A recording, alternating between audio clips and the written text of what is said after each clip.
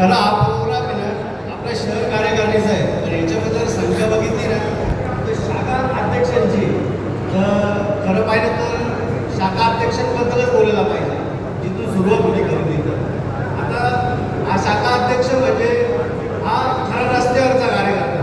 महानगरपालिकेच्या निवडणुकीमध्ये बंटी भाऊ बोलले, सचिन भाऊ बोलले, पण हे शाखा अध्यक्ष काल पण आपल्याबरोबर होते, आज बी आपल्याबरोबर आहे आणि अन्न उद्या पण आपल्याबरोबर राहणार आहे. त्यामुळे कुठेही या गोष्टीची चिंता न बाळगता या कार्यकर्त्यांचं आपण लक्ष दिलं पाहिजे.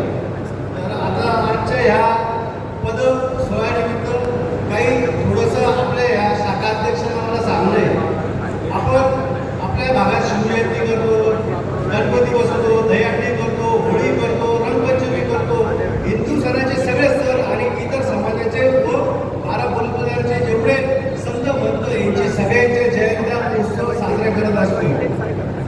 आणि या सगळ्या गोष्टी साजरा करत असताना या कार्यकर्त्यांचं मन पण राखलं गेलं पाहिजे. मन म्हणजे थोडक्यात आपल्यासाठी हा कार्यक्रम करतो, आपल्या पक्षासाठी कार्यक्रम करतो, आपल्या सगळ्या गोष्टी तो झगडत असतो.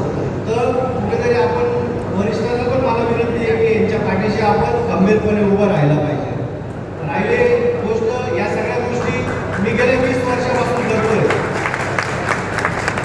20 वर्ष आले आणि या सगळ्या गोष्टी मी आतापर्यंत करत आलेलो आहे.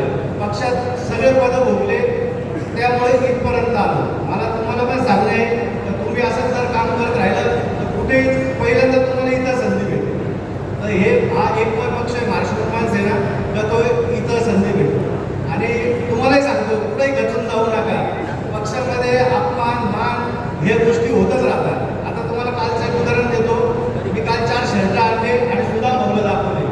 तर एक पदाधिकारी म्हणे आत्ताच गणपती झाले ना, तर असं दुःख पण पेलावं लागतं. पण पक्षामध्ये फक्त दुःख नाही, चांगल्या गोष्टी असतात. आता मी तुम्हाला एक 16-15 वर्षापूर्वीचा किस्सा सांगतो. अण्णा बरं का, मी शिवजयंतीचा उत्सव झाल्यानंतर राजसाहेबांच्या सभेला एक बस भरून घेऊन गेलो होतो.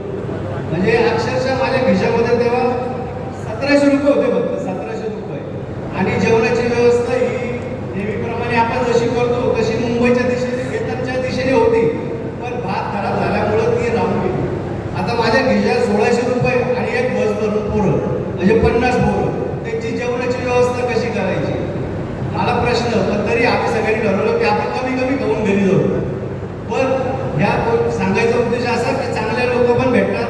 आमचे अविनाश पाटील कुठे आहे ना, हे अविनाश पाटील मला त्या हॉटेलला भेटले आणि मला 5000 रुपये दिले आणि म्हणे सगळ्या पोरांना जेवून घरी जाऊ.